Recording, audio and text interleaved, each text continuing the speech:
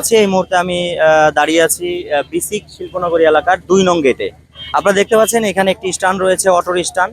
এখান থেকে বিভিন্ন জায়গায় পঞ্চবটি, ভোলাইল, কাশীপুর এই সমস্ত জায়গায় সাধারণ যে শ্রমিকগুলো রয়েছে তারা এখান থেকে যাতায়াত করেন। আমরা একটু জানতে চাইবো যে এখান থেকে ভোলাইল এবং কাশীপুরের ভাড়াটা কত, আমরা একটু জানতে চাই। ভোলাইলের ভাড়া কত দাদা ভাই? বিসিকে 10 টাকা। এখান থেকে 10 টাকা ভাড়া। হ্যাঁ, এখান থেকে 10 টাকা। কি বলে কাশীপুর? কাশীপুর 15 টাকা। গুপচর? খুচরা মানে 20 টাকা কি 25 টাকা, তো বড় অটো। আচ্ছা, সাধারণ যারা এখানে শ্রমিক রয়েছে তাদের দাবি হচ্ছে যে আপনাদের যে ভাড়াটা বৃদ্ধি করেছিলেন, 5 টাকা ভাড়া ছিল বললেন, ওটা 10 টাকা করা হয়েছে। কাশীপুর ছিল 10 টাকা, সেটা এখন 20 টাকা, এভাবে বৃদ্ধি করা হয়েছে। তো তাদের দাবি যে ওই সময় রাস্তাঘাট ভাঙা ছিল, কিন্তু এখন তো ঠিক আছে, অনেকটাই ঠিক আছে। না, এখনো পরিপূর্ণ ঠিক হয় নাই, এটা পরিপূর্ণ ঠিক হয় নাই, তো এখনো তো রাস্তাঘাট পুরো ভাঙাচোরা। মানে আগে যেই মর্মান্তিক অবস্থাটা ছিল সেটা অনেকটাই হ্যাঁ, তার থেকে অনেক পরিবর্তন আসছে। পরিবর্তন আসছে, কিন্তু আপনাদের যে ভাড়াটার বৃদ্ধি ওটা তো আর কমাচ্ছেন না। অনেকের দাবি, সাধারণ শ্রমিকদের যে দাবি যে এই ভাড়াটা কমানো হোক, এই বিষয়ে আপনার মন্তব্য কি, কথা কি বলবেন? আমার মন্তব্য এটা তো মনে করেন এক এক ড্রাইভার এক এক রকম ভাড়া নেয়, কেউ হয়তো 15 টাকা, কেউ 10 টাকা যায়। এটা নিয়ন্ত্রণ করতে হলে যেগুলো সাধারণ যারা মনে করেন যাত্রী, এদের একত্রিত হয়, এটা একটা পদক্ষেপ নেওয়া দরকার। না, এরা তো দাবি জানাচ্ছে যে ভাড়াটা কমানো হোক, আগের পর্যায়ে নিয়ে আসা হোক। হ্যাঁ, এটা করা সম্ভব। এটা সবাই একত্রিত না হলে তো প্রত্যেকটা ড্রাইভার এক একজন এক এক রকমের মনে করেন ভাড়া আদায় করে। আপনার নাম? রফিকুল ইসলাম। রকিবুল ইসলাম। রকিবুল ভাই জানাচ্ছিলেন যে যারা এদিকে চলাচল করে, যারা শ্রমিক রয়েছে, তারা একত্রবদ্ধ হলেই এই ভাড়াটা মাত্র কমানো সম্ভব। তো অনেকেই 10 টাকা ভাড়া নিচ্ছে, অনেকেই আবার 15 টাকা ভাড়া নিচ্ছে। এটা কোনো নির্দিষ্ট ফিক্সড নেই, যে যেমন পারছে সেটা ওভাবে কিন্তু নেওয়া হচ্ছে।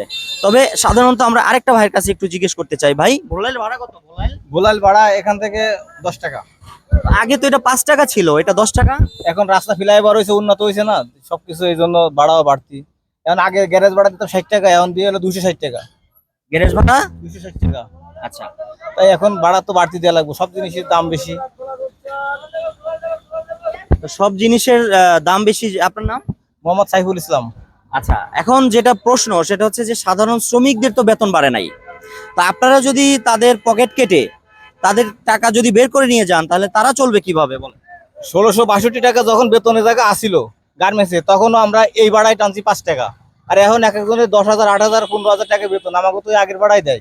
আর রাস্তার কারণে নাইলে আমরা একটু বেশি নিতে আসি। গাড়ি একবার গাড়ি খুললে 3-4-5 হাজার টাকার মাল লেগে যায়। এই টাকাটা আমরাকেও গাড়িতে কত দেবো? একটা অটো 700 টাকা জমা, একটা অটো 700 টাকা জমা। এই টাকাগুলো আমাকে কইতে কি করা লাগবে কেন? জি ভাইয়া, ভালো আছেন? জি ভালো আছি ভাই। এই যে আপনাদের যে ভাড়া বৃদ্ধির যে অভিযোগটা, এটা কতটুকু আপনি মানে এটা আপনার বক্তব্যটা কি? আমার বক্তব্যটা হচ্ছে, আগে এখান থেকে কাশীপুর সম্রাট দেওয়ানবাড়ি পর্যন্ত ভাড়া ছিল আপনার 10 টাকা। এখন ভাইঙ্গা ভাইঙ্গা গেল তারা নেই 20 টাকা। বুঝছেন, এটা তো মনে করেন এটা জুলুম। শুনছিলেন যে এটা একটা জুলুম, যে তারা ভাড়া অতিরিক্ত নেওয়া হচ্ছে। আগে যেখানে কাশীপুর ভাড়া ছিল মাত্র 10 টাকা, সেই জায়গায় এখন করা হয়েছে 20 টাকা। তো এটা একটা জুলুম বলে বলছেন এরকম। এখানে আরেকটা ভাই যুক্ত আছেন, এখানে হয়তো এই দিক দিয়ে চলাচল করেন, আমরা একটু ভাইয়ের কাছ থেকে জানতে চাইবো। ভাইয়া ভালো আছেন? জি আলহামদুলিল্লাহ। আপনার নাম? আমার নাম মোহাম্মদ মিজানুর রহমান। মিজানুর রহমান ভাই, এই যে যে এই অত্র এলাকার আশেপাশে যে অটো ভাড়াটা বৃদ্ধি করা হয়েছে, অনেকের দাবি যে এটা অতিরিক্ত, আমাদের জন্য সহনশীল নয়। তো এই বিষয়ে আপনার বক্তব্য কি? এটা অবশ্যই অতিরিক্ত, কারণ আমাদের স্যালারি যদি মনে করেন 20,000 টাকা হয়, 20,000 টাকায় তো ডাবল 40,000 টাকা স্যালারি ইনক্রিমেন্ট হয় নাই। হয়তো বা 20,000 টাকায় 25,000 হয়েছে, বা 15,000 টাকা, 2,000 টাকা, 3,000 টাকা বাড়ছে। তারা এখানেও 5 টাকার ভাড়া ডাবল 10 টাকা করবো। 5 টাকার জায়গায় 2 টাকা, 1 টাকা এভাবে বাড়াইতে পারে। সরাসরি 5 টাকার জায়গায় 10 টাকা। আমরা এখান থেকে বলাই যাই 5 টাকায়, এখন 10 টাকা। দেওয়ানবাড়ি যেতাম, এখান থেকে 10 টাকা নিত, এখন নেয় 20 টাকা।